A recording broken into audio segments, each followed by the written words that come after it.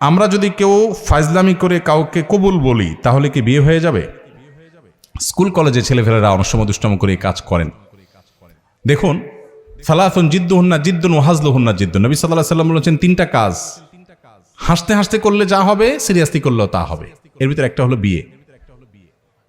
যদি দুইজন সাক্ষীর উপস্থিতিতে, অ্যাডাল্ট দুজন সাক্ষীর উপস্থিতিতে এই কাম করে থাকেন, উভয়ে হাসাহাসি করেছেন, আর নিজেরা শিশু না হন, আপনারাও অ্যাডাল্ট হন, তাহলে হানাফি মাযহাবের মাসআলা অনুযায়ী বিয়ে হয়ে যাবে।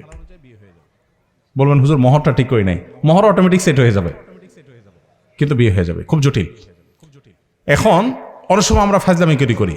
এখন কেউ নাটক সিনেমাতে অভিনয় করার জন্য করছে, সেটাও যদি দুজন সাক্ষীর সামনে করে, ওই ব্যাকল জানে না, যদি আবিয়াত্তা হয়ে থাকে বিয়ে হয়ে যাবে, আর যদি বিবাহিত হয় তাহলে তার কোনো উপায় নেই। তো শরীয়তের এই মাসালাগুলো নিয়ে তামাশা করা যাবে না, এগুলো সিরিয়াস ইস্যু।